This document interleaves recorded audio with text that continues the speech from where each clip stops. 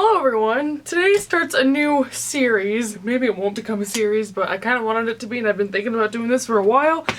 I discovered the pun KNITTYNOVELS and I thought it was freaking hilarious. So I'm gonna start a new series where I just knit and we talk about stuff. And I know my friend Danny does a series like this and I'm gonna pretend like she stole it from me, but it's rather the opposite way around. The idea is just a good idea. Like, everyone should do this. Just knitting, or in her case, crocheting. But either way, I have a list of topics that I want to talk about. This is like my baton. I have a list of topics I want to discuss, and I think it'll take some hostility away from those topics if I'm just knitting the entire time, because who can hate someone that's just knitting? Like, don't I seem like the most docile, friendly creature right now? Mini side note, I turned off the AC before this video because I don't know if you've noticed, but in the past couple videos I forgot to turn off the AC, and in the background there's a constant noise of because my vent over here is just whack. Alright, first order of business, I thought today we would kind of discuss some discussion topics that are going around YouTube, and typically I never contribute to these because I am so terrified of controversy, but while I'm knitting and we don't have to make eye contact, I think we can kind of go over my opinion on some of those things. I wanted to start off talking about Autopilot, or the discussion that has come up a lot about BookTube kind of being the same thing. I somewhat agree with the concept that there is a big formula that goes into booktubing. Like, some people just have a routine of haul, wrap up, TBR, haul, review, wrap up, TBR, and there's like no creativity there. However, I think it's a stretch to accuse someone of needing to do more than that. Like, okay, my life philosophy is stay in your lane. And so I'm typically like, you do what you want, I do what I want, our paths won't coincide, it's totally fine. I agree with the concept that, okay, if you post the same thing over and over, that might not be the most creative outlet that your channel could provide, but on the other hand, it's no one's business what you post. If people are watching it and if people like that person, I don't know why it should matter that they're not having like deep intellectual discussions on their channel, because in the end it's like, if people had a problem with your content, they wouldn't watch it. As someone who is not good at making like intellectual discussions and rants about art and all those intellectual, smart, discussion-y videos, that terrifies me that people want that, because I'm not good at making discussions. Like, it just feels like such a school topic to me. Anything that's complicated feels like a job. It goes back to the whole, I want to post what I want to post and it's my business what I post. The term autopilot to me, I don't think is the issue. Now I'm actually talking about it out loud and I realize that I do autopilot and I don't know how to fix it. So now that I'm sad, I'm gonna move on to our next topic. I just want to clear up, I did a video a couple weeks ago that was about outgrowing YA fiction, and I want to just make a couple of like amendments to that discussion.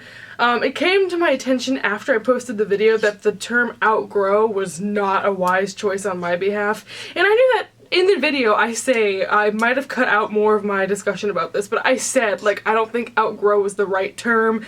I mean, in terms of outgrow, I meant rather that I'd want to move on from it, that it's getting repetitive.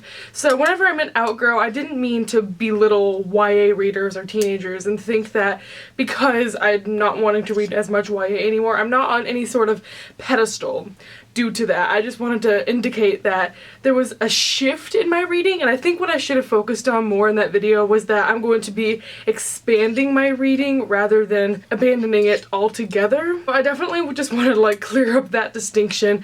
I watched a video from Maddie and B, who are just amazing girls that I'm now obsessed with, and I linked their video in the description of that discussion afterward, and they go into the whole idea of outgrow is not the right terminology to be using there, and they said the quote, "Adult fiction is in no way a step up from YA fiction, it's a step sideways. And I think that just pinpointed what I meant perfectly. And I mean, I think I should have put more emphasis on I'm still going to be buying and reading a lot of YA. It's just, I think the commentary was more about I'm getting tired of the same thing being printed over and over. I'm more upset with myself for being so limited for so long because I could have been reading so many more better things. And so, because I burned myself out reading YA. And I think that did it justice. So moving on to our next topic. I want to discuss honest reviews, which is something that I have been shying away from for so long because I know that this discussion will feel like I'm pointing fingers, but in all honesty, I just want to come clean with my thoughts about this.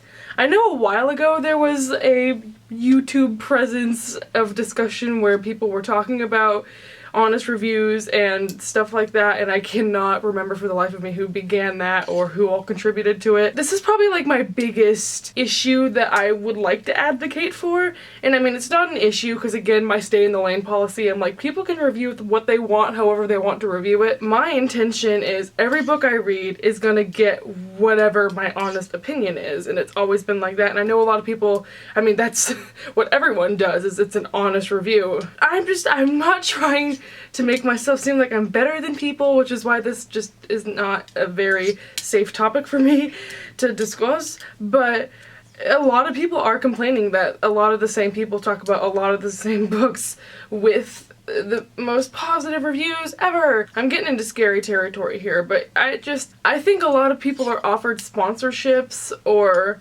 given books or have some sort of advantage reviewing a book, and they tend to hype it up and say it's the best book ever and it's their favorite of the year. And of course I'm not saying they're lying, that that's dishonest, but I think there's definitely a mistruth to that, and it's not any sort of shade at the big booktubers that get offered promotions and sponsorships. Like, I've been offered sponsorships and obviously I get free books for review monthly. I'm just trying to advocate. It's so much more rewarding to give a book a bad review and to turn down sponsorships over books that I didn't like, and having people thank me for my honesty and have people watch me for my honesty rather than getting that $200 for saying I loved a book when I didn't. I don't want to keep droning on about this because I don't want to seem like I'm pointing fingers or I'm better than people, so I'm gonna skedaddle on to bigger and better things, but I would really like to see some more diversity of thought regarding popular books, and especially from people who have influence to others, more honesty within sponsorships. I don't even know what I'm saying anymore, I'm just gonna move right along. Switching gears from really sensitive topics to something completely on the opposite end of the spectrum. Right now I'm reading 50 Shades of Grey. My roommate Gabby liked the series, she's read all 3 of them and the spin-off from Grey's perspective, and like that's pretty much the only book she's read ever. If she was here right now, she would hate that I said that, but it's true. She recommended them to me, obviously, because she was like, books. And I got that one from the library on ebook. I currently also have it on audiobook. Okay, let's be real. You and I are friends. I'm not hating it. I don't know if it's because I went into it with astronomically low expectations or if it's actually not the worst thing in the world. I mean, I could definitely point out its flaws. Anastasia is frickin' annoying. She has no backbone and she's so ditzy and unrealistic, and it like, of course, it's not relatable at all and I hate it. Christian is so gross and controlling, and like he's a good concept, but then he just ruins it for himself by being the way he is. And I mean, the entire thing is just so unrealistic. I couldn't hardly tolerate it, but I don't hate it, and it's not the worst thing in the world. I think right now I'm on chapter 13, so I don't know what percentage that is. The audiobook is up. Okay, I just the reason I want to talk about this is because I posted that I was reading this on Goodreads. Unanimously, every person that commented was like, oh my god, why are you reading that? Oh my god, I can't believe you're reading it. Oh my god, do you hate it? And it's like, there's such a negative rep for it, and especially because I'm not a fan of new adults, especially like controlling men. I'm sad that there's a stigma behind it. The reason why I'm nervous saying all this is because I know that like a ton of people are against it because of like abuse factors and rape culture, and BDSM is not done correctly. The reason why I can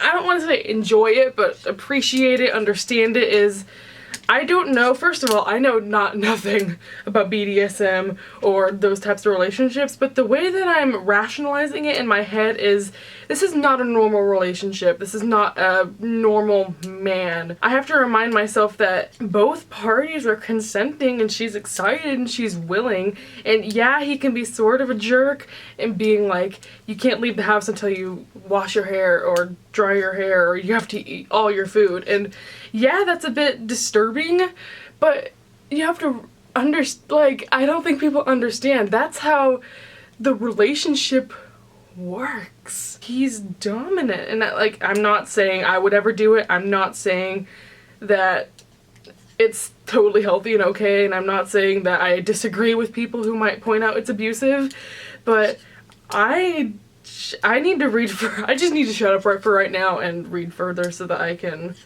get to the parts that everyone speaks about and just be fully disturbed, because right now we're in pretty tame territory still. I have yet to reach the dark hole of, no pun intended. Okay, couple of random topics. BEA, what up, what up, what up? Your girl is attending. Well, I should say tentatively, most likely is my answer, because I did get a press pass. I don't know why I applied for one. I was just like, maybe, and I got one. So I have a place to stay. I have a flight figured out, but I haven't booked it yet. My only deal is, I am 12. I have never traveled by myself. I've never done anything out of state ever. I don't know anything about airports or anything about conventions or anything about being an adult or anything about trains or anything about anything.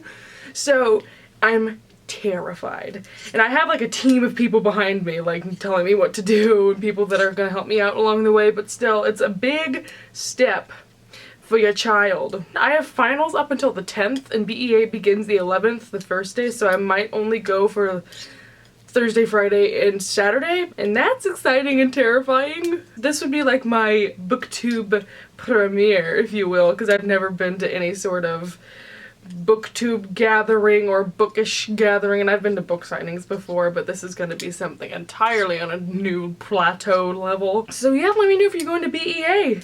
We could hug and chill, and you could tell me how tall I am, and I'll be like, I know. Cry. Another point of business that we can discuss. I haven't seen a dog in like 2 months.